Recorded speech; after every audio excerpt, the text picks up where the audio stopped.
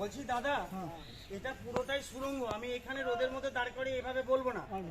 আপনারা আগে এক কাজ করবেন, আস্তে আস্তে, তাড়াহুড়ো করতে হবে না। ঘরে উঠবেন, সামনে কি আছে পিছনে কি আছে দেখবেন, ওই রেলিং এর কাছে দাঁড়িয়ে ঘরের নিচে আর একটা ঘর আছে দেখবেন। সবার ভালো মতো দেখা হয়ে গেলে নেমে গাছতলায় ছামায় দাঁড়িয়ে আছে, আসুন, তারপরে বলছি। ঠিক আছে, পিছনে বেরিয়ে যাবো। একটা সুড়ঙ্গ পথ, এই যে সুড়ঙ্গ পথ এদিকে দেখেছি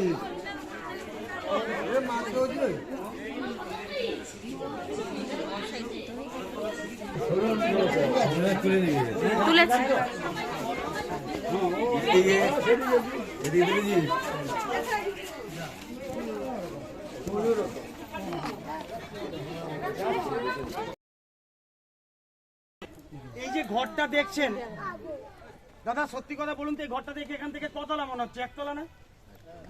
অনেকে রেলিং এর কাছে দাঁড়িয়েছিলেন, নিচে একটা ঘর দেখেছেন।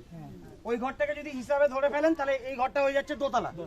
অ্যাকচুয়ালি এই ঘরটা তিনতলা, নিচের ঘরটা দোতলা। একতলা ঘর দেখতে পাননি, পুরোটাই ডুবে আছে জলে। আপনারা ঘর থেকে দাঁড়িয়ে কি দেখলেন? ঘরের পিছনে কুয়ো, সামনে একটা সিঁড়ি, সিঁড়ির নিচে ছিল জল, আর জলের তলাতেও সিঁড়ি দেখা যাচ্ছে। অর্থাৎ ওই সিঁড়িটা ডাইরেক্ট নিচের ঘরে যাচ্ছে একতলায়। কিন্তু প্রশ্ন এখানেই, জল তো, তাহলে ওরা নামতো কি করে? ঘরটা ব্যবহার হতো কি করে, তাই তো? তখনকার দিনে সামনে জল ছিল না, এটা বৃষ্টির জল না, তাহলে জল এলো কি করে?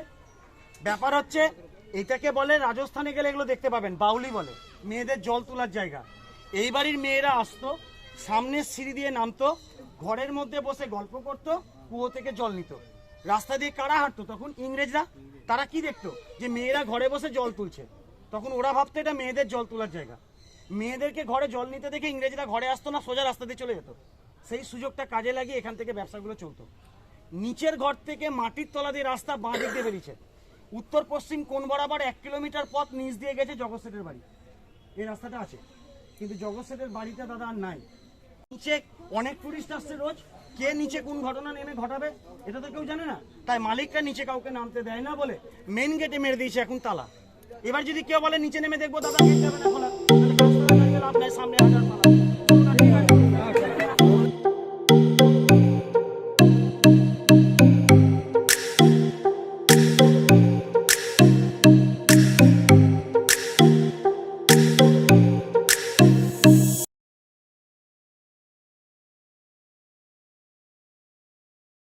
ছিল রাজা অঙ্কুশের সিনেমা বলো দুর্গা মাইকি, স্টার জলসায় চলতো বেহুলা, প্রফুল্ল, আমি সিরাজের বেগম, মহাপীঠ, তারাপীঠ, শুটিং গুলো সব এখানে হয়েছে। দাদা এটা প্যালেস। আপনারা যখন ওই সাইড থেকে ফিরবেন, প্যালেসের ভিতরে ওই রাস্তা দিয়ে আসবেন, তখন প্যালেসের ভিতরে নিচে 4টে ঘরে প্রবেশ করবেন, কোনো পয়সা লাগে না। খালি ভিতরে একটাই অনুরোধ, ঢুকে কেউ ছবি তুলবেন না, আসার সময় ঢুকবেন। হ্যাঁ, আর প্যালেসের সামনে যে করার জায়গা, পুকুরের 4 কোণায় তাকান, 4টে সাদা গম্বুজ আছে। 4টে গম্বুজ কেন? তখনকার দিনে 4 জন সিপাই 4 গম্বুজে দাঁড়িয়ে চারদিক থেকে পাহারা দিত। প্রত্যেক দিন বিকাল বেলায় প্যালেস থেকে রানীরা এই পারে ঘুরতে আসতো, তখন এগুলো ছিল সাজানো গোলাপের বাগান। এ দেখেন স্টেজ পিছনে, এর উপর গান বাজনা চলতো। রাজারা কিন্তু ওই পারে বসে এই পুকুরে মাছের খেলা দেখতো। আর এবাড়ির মালিকরা কিন্তু জৈন ধর্মের লোক, এরা মাছ মাংস করায়, এখানকার মাছ কেউ ধরে না। আমি সামনে মাছের কব্বর দেখাবো, এটা রানীদের জায়গা, তাই এর নাম রানী পুকুর। তবে পুকুরের জলটা দেখছেন ভালো, রং বর্তমানে কালো, খালি ভিতরে আছে কাদা, তাই এগিয়ে চলুন দাদা। মাছের কবরস্থান এটা।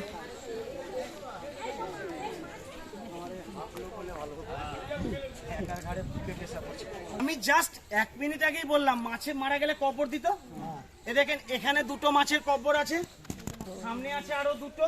তবে দাদা এগুলো আগেকার, তা খুব প্র্যাকটিক্যাল চিন্তা করবেন। এখানে শুধু এই পুকুরটাই একটা না, কাঠগোলা বাগান বাড়িতে টোটাল 8টা পুকুর, সব পুকুরেই মাছ আছে। সারা বছরে নিশ্চয়ই 100 মাছ মরে। একটা মাছের কত দাম? 2000 টাকা হাইয়েস্ট। সেই মাছটা মারা যাওয়ার পর এইভাবে কবর দিতে গেলে বর্তমান দিনে মাছের পিছনে 1 লাখ টাকা খরচ। তাহলে 100টা মাছ মানে 1 কোটি টাকা খরচ। এইভাবে তো মাছকে সম্ভব না। তাই এখনকার পুকুরের মাছ মরে গেলে সাইডে নিয়ে গিয়ে গর্ত করে পুঁতে দেয়। এগুলো আগেকার স্মৃতি। এবার এখান থেকে দাঁড়িয়ে ওই গোল মঞ্চের দিকে তাকান, পিছনে কাঠগোলা বাগানের বাইজি মহল, ওখানেই নাচ গান চলতো। পুকুর পাড়টা মেয়েদের জন্য, ছেলেরা ওদিকে যেত না। আর এদিকটা ব্রিটিশ নবাব জমিদারদের জন্য, বাড়ির মেয়েরা এদিকে আসতো না। পার্টিশন বলতে দেখেন এটা রান্নাঘর, এই রান্নাঘর ছিল পার্টিশন।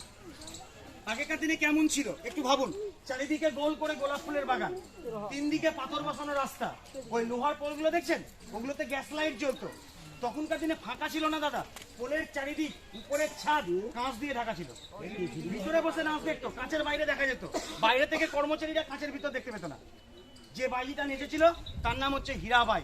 6 ফুট 2 ইঞ্চি লম্বা ছিল, 1 ঘন্টা নাচতো 5000। তখনকার দিনে 5000, এখনকার দিনে 5 কোটি। তো এটাই ছিল নাচমহল, ভেঙে গেছে তাই নাম দিয়েছি ফাঁকা মহল। আগে নাচ গান করতো বাড়িয়া, এখন যদি কাউরির এই বয়সে নাচতে ইচ্ছা হয়, ফিরার পথে উঠে নাচবেন, এখন আমাকে বড় করে সামনে আসবেন।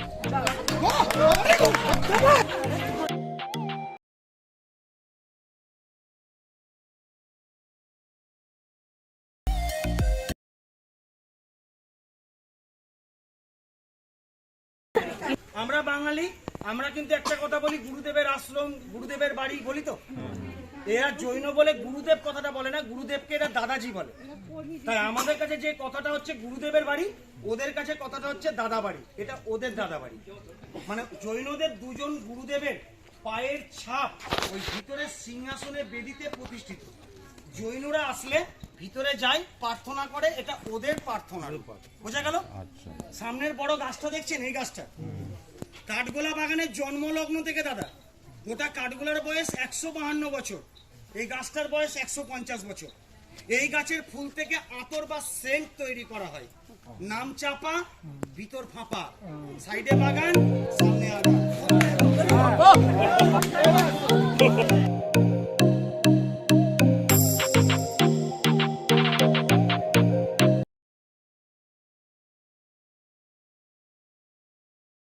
কাঠগোলা বাগানের total area 260 bigha, 87 acre, first to last. সত্যি কথা বলছি দাদা, আপনারা ঘুরছেন, 4 ভাগ করে দিলে এরিয়াটাকে 1 ভাগ। ফার্স্ট গেট থেকে এই অবধি আসবেন, এটা লাস্ট সীমানা। এরপরে আরো 3 ভাগ আছে জায়গা, কিন্তু জমি আর জঙ্গল, চাষবাস হয়। আগেকার মতো পুরো কনস্ট্রাকশন যদি থাকতো আর যদি ঘুরতেন না দাদা, এখন এসছেন বিকালে বেরাবে, এটাই বাস্তব। তো এটা জৈন মন্দির, সবাই জানেন মন্দির মানে জুতো খুলতে হবে।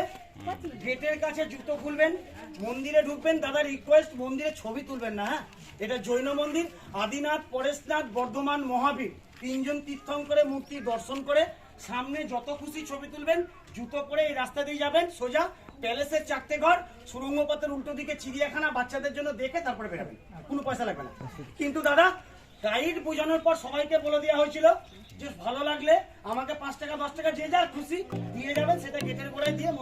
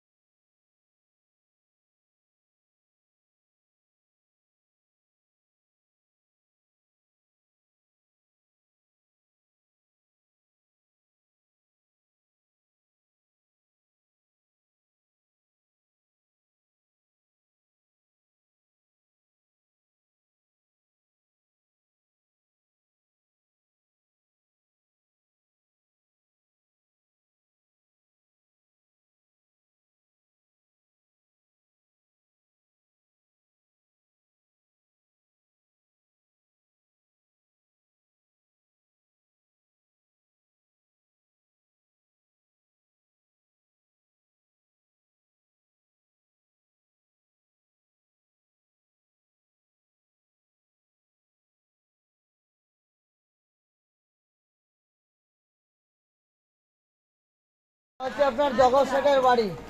এই বাড়ি 30 ফুট মাটির তলা নেমে অস্ত্র ঘর, মিউজিয়াম ঘর, আয়না, মুখ দেখা যায় না, ঢাল, তারপর অস্ত্র সিংহাসন সব রয়েছে।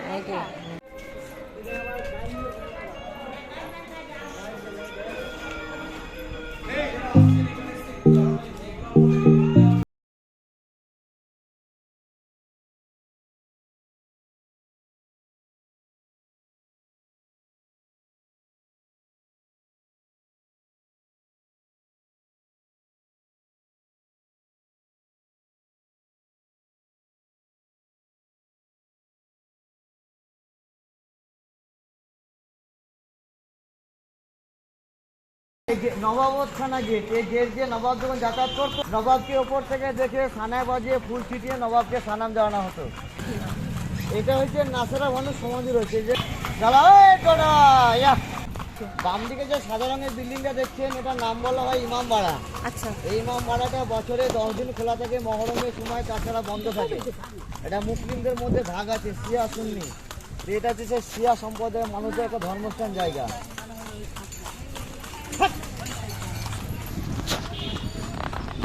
ওই বিল্ডিংটা দেখছেন না, হ্যাঁ হ্যাঁ, ওটার নাম বলা হয় নবাব বাহাদুর হাই স্কুল। মির্জাপুরে দ্বিতীয় স্ত্রী মন্নি বেগম সেই সময় ইংরেজদের 90 লক্ষ টাকা দান করে গেছিল স্কুলটা তৈরি করার জন্য।